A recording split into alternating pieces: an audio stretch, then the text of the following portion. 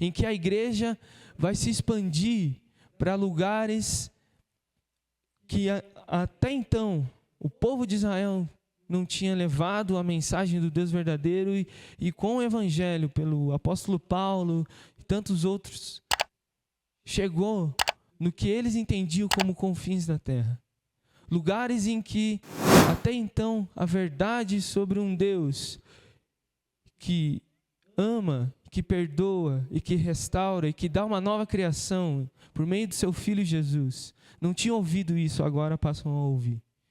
E eu e você somos fruto dessa longa história tão bonita da evangelização. Muitas vezes você pode ter ouvido mensagens de que qual tem sido a nossa Jerusalém, a nossa Judéia, a nossa Samaria e os nossos confins da terra. Não é verdade? Mas eu e você somos os confins da terra. Eu e você somos fruto de gente que durante os 2000 anos da história da igreja tem dedicado, gastado tudo o que tem para que o evangelho alcançasse as nossas vidas. E eu e você hoje somos chamados a fazer parte dessa história, desse plano de ação missionária, em que a gente agora é a nossa responsabilidade. O Josué orou isso agora na ministração do louvor. É a nossa parte agora anunciar o evangelho para os confins da terra, aonde a gente estiver. Amém? Por isso. E o o evangelista Lucas, ele vai escrever o livro de Atos como uma continuidade do evangelho de Lucas. Por isso que ele começa no primeiro versículo falando isso. E ele traz essa ideia de escrever o livro de Atos para dar legitimidade para a fé em Jesus. E o que isso significa? A fé em Jesus surgiu dentro do Império Romano, uma força muito poderosa, em que tinham imperadores que, como a gente viu nas exposições das cartas de Apocalipse, muitas vezes perseguindo esses cristãos. Só que o que Jesus ensinou, e o que os apóstolos estavam pregando, e que Lucas está escrevendo agora, é que essa fé em Jesus, ela incluía todas as pessoas de todas as nações.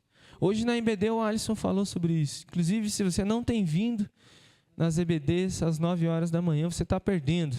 Venha, porque a igreja tem sido muito edificada sobre o que é o Espírito Santo, a doutrina da salvação do Espírito Santo. Então venha, irmãos. Acorda uma horinha mais cedo e vem para a EBD, porque tem sido bênção. O pessoal que está vindo aí pode confirmar isso. Amém?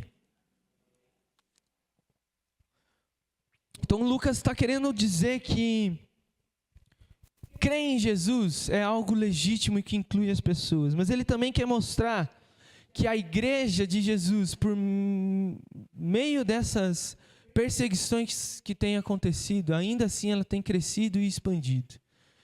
E você que já leu o livro de Atos percebe que ao longo das páginas do livro, a igreja alcança lugares e histórias de gente que mesmo morrendo, mesmo perdendo a sua vida, anunciava do evangelho de Jesus. O primeiro caso é Estevão, no capítulo 6. Estevão, mesmo sendo apedrejado, o relato de Lucas vai dizer que o seu rosto brilhava. E isso despertou gente confiando mais em Jesus, a sua vida entregue a Jesus, mas também despertou a perseguição. E ainda assim, continuaram firmes no anúncio do evangelho. Qual tem sido a nossa resposta? Num país como o nosso, que não há perseguição oficial, qual tem sido a nossa resposta? Será que temos um coração disposto, como esses irmãos que gastaram as suas vidas para que a mensagem do evangelho alcançasse os confins da terra? Será que a gente tem cumprido o nosso papel como testemunhas de Jesus Cristo nos lugares que Deus tem nos colocado? E o grande objetivo, eu acredito, que o Lucas, ao escrever o livro de Atos, mostrar que essa expansão que a legitimidade da fé em Jesus e todo o plano missionário, ele só acontece porque o Espírito Santo age entre o povo de Deus. É pela força do Espírito Santo que a igreja caminha e avança. Nunca foi, irmãos, nas páginas da Bíblia, pela própria força do ser humano. Nunca foi por fazer concessões com o Império Romano, mas sempre foi de firmar o pé e dizer: Cristo Jesus é o Senhor. A Ele toda a glória e louvor. É isso que a igreja fez no livro de Atos. Isso custou a vida de muita gente. Qual tem sido o nosso papel? Será que temos firmado o pé e dito: Jesus Cristo é o Senhor? Ou será que temos nos curvado aos imperadores do nosso tempo? Será que temos conciliado a fé em Jesus com ideias que são estranhas à palavra de Deus? Por isso que Jesus, quando ressuscita, ele vai instruir ainda uma última coisa para os seus discípulos. A gente tem em Marcos e Mateus a grande comissão. E aqui em Lucas também, né, o exemplo daquilo que Jesus deixou por último para os seus discípulos. E não é uma coisa nova, mas é uma reafirmação de tudo aquilo que eles tinham ensinado. Então, no primeiro ponto, um poder que Jesus dá para que os discípulos sigam em frente. Pode mudar lá, isso, obrigado. E esse poder, ele não vem do próprio ser humano, mas vem do Espírito Santo. De dar continuidade ao que Jesus começou. E essa continuidade, ela é uma história que começa, mas que ela não tem fim. Ela não conhece o fim. Quando Jesus ressuscita e ensina aos seus discípulos, instrui eles sobre as coisas do reino de Deus, ensina para aqueles que ele tem escolhido. A continuidade do ministério de Jesus não é tarefa para qualquer pessoa, mas é tarefa para aqueles que foram resgatados por Jesus, aqueles que foram feitos nova criatura. Eu acredito que eu e você somos parte disso agora. E eu e você somos partes dessa história.